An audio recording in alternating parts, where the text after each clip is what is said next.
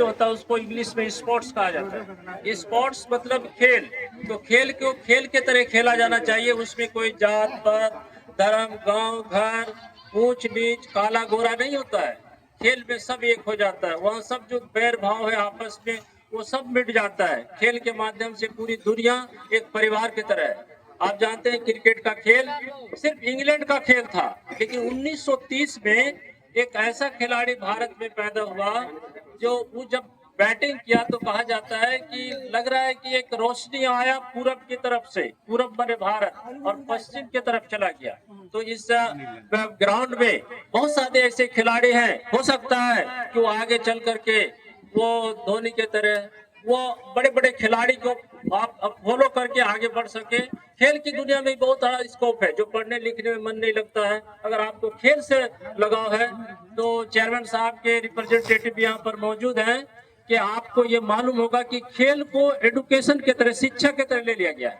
अगर आपको खेल में मन लगता तो उसमें भी नौकरी होगा। 3% रिजर्वेशन है।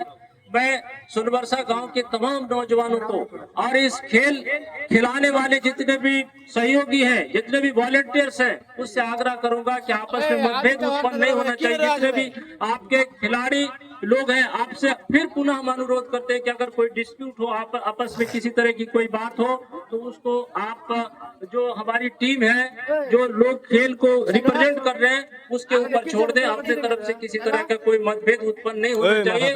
आपकी प्रेस्टीज नहीं, इस गांव की प्रेस्टीज है, हमारा प्रेस्टीज का भी आप ख्याल रखेंगे। आप जानते होंगे कि नहीं, मेरा नाम मोहम्मद हसन है, मैं एडवोकेट हूं और इसी गांव का रहने वाला हूं। और मुझे बड़ी खुशी है कि हमारे गांव के इस नौजवान बच्चों ने हमको भी इज्जत दिया, मुझे भी बुलाया और ऐसे वो अवसर में कुछ दो शब्द बोलने का मौका मिला। आप चेयरमैन साहब के बिहाफ में मैं सुमित जी से आग्रह करना चाहूंगा कि सर, ये ऐसा गांव है कि जहां एक प्राइमरी स्कूल नहीं है।